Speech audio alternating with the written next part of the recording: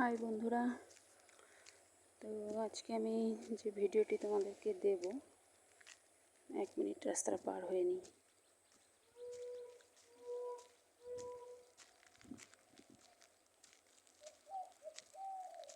যা কুকুরগুলো না জ্বালাচ্ছে খুব। চলে এদের সাথে কথা বলি তো পেছন পেছন চলে আসে। যাও তুমি যাও যাও যাও সোনা রকি রকি টমি রকি টমি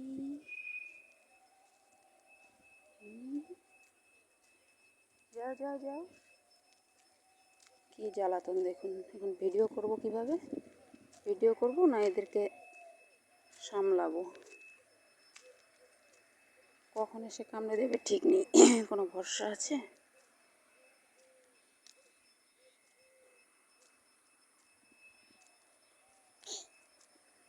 এদিকে হাতে টাইম লিমিটেড,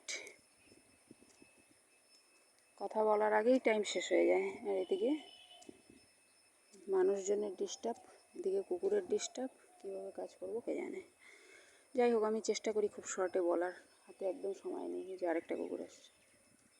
কি রকি? টিক ডিক টিক ডিক টিক ডিক টিক ডিক টিক ডিক টিক ডিক। রকি দৌড়ে দৌড়ে যাচ্ছে।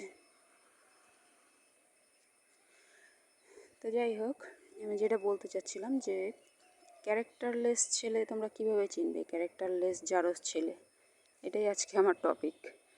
জানি খুব হাস্যকর, কিন্তু ব্যাপারটা মোটেও হাসির ব্যাপার নয়, তোমাদের জেনে রাখা দরকার। দেখবে যে সমস্ত ছেলেরা তোমাকে প্রপোজ করবে অথচ তোমাকে বিয়ে করবে না, তোমার সাথে টাইম পাস করবে, ঠিক আছে, এগুলো হচ্ছে জারজ ছেলে। কারণ এদেরকে বাবা মা কিছু শেখায়নি। সমস্ত ক্রেডিট তো বাবা মাকেই যায়, তাই না? কারণ এটা হচ্ছে সায়েন্স। জিনগত দিক থেকে তো মানুষ বাবা মার থেকেই পায় সব কিছু, তারপরে সেকেন্ড আসে তার আত্মীয় স্বজনের থেকে পায়, কিন্তু মেন তো বাবা মার থেকেই পায়। তো তার বাবা মাকে যদি তুমি একটু খেয়াল করো, অবশ্যই ক্যারেক্টারলেস পাবে। কিন্তু তুমি তো অন্ধ, তার বাবা মাকে তো মানে সেসব ছেলেদের কথা বলছি আর কি, তারা তো অন্ধ, বাবা মাকে ভালোই মনে হবে কিন্তু আদতেও ভালো নয়। তো ঘড়ির কাঁটা বলছে আমার একদমই সময় নেই, আমি পরে আপনাদেরকে জানাবো বিশদে, ঠিক আছে?